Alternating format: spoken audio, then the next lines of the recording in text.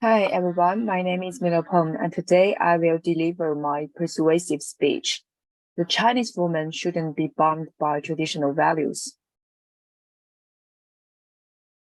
As we all know that even in modern society, Chinese women's lives aren't always very easy. Chinese women are likely to face various social pressures from birth to adulthood. They seem to be bound by different kinds of social norms and common expectations.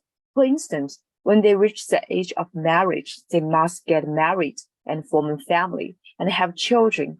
Besides, Chinese women must give up their work and career for the sake of family when dealing with the conflicts of the family and their careers. Obviously, Chinese women have been struggling to survive under the shackles of the whole society or their own families. So, in order to reach the true liberation of Chinese women, they shouldn't be bound by these three traditional ethics. The first one is marriage, the second one is work, and the third one is childbirth.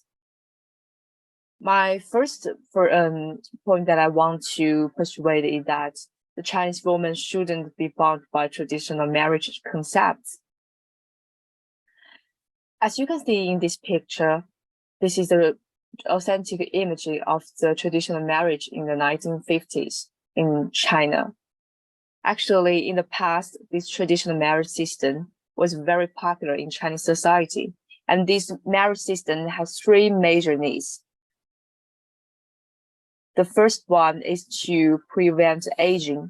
In the context of underdeveloped and social economic conditions and imperfect social welfare and security system, people marry to support their children and prevent aging. And the second one is to achieve minimal economic cooperation. In the agriculture society before the emergence of the commercial economy, due to low social productivity, people mostly use a family as a unit of production.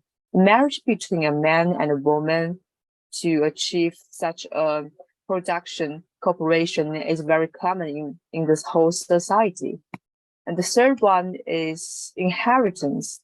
As we are known that in ancient China, the old ideology was prevalent and passing down the lineage was necessary to maintain the society. But now, with the development of the social economy and the popularization of education, Chinese women's thoughts has become more and more free, and the society should give them more equal rights to pursue what they want. Marriage seems to be no longer a necessity. It is not compulsory for them, but a free choice for them. And the second point that I want to persuade is that the Chinese women should have their own rights to fertility. A famous American feminist pioneer, Margaret Sanger, once said that human fertility should not be determined by the man, by the government, or the state. It should be determined by women themselves. And only when a woman can control their own body can they truly become a free person. But on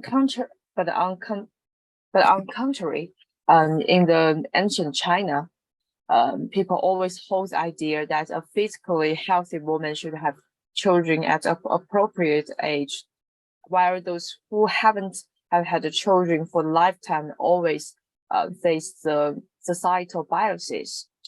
However, with the development of the economy and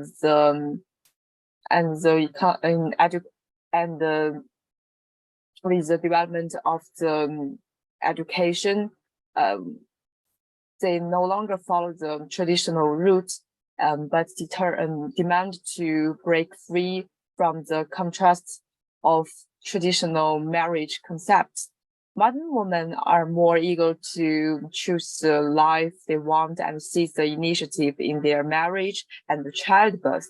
But for economic independence, if women easily form a family and have children, they would easily be passively trapped in childbirth and household chore. And the third point that I want to persuade is that the Chinese women should have their own rights to chase their own career. A war correspondent, Ariana Falaci, once used to dedicate her whole life into the journalism. She once said that my work is very cute, but my love is ridiculous. Actually, in recent years, China has implemented a three-child policy, which allows a woman to have 3 children. But has the introduction of this policy give women true reproductive freedom? A woman needs to balance family and work in her life. However, various pressures and biases in society now force many Chinese women to give up their careers to take care of their families. If a woman wants to achieve this balance between the family and work, she must make some compromises.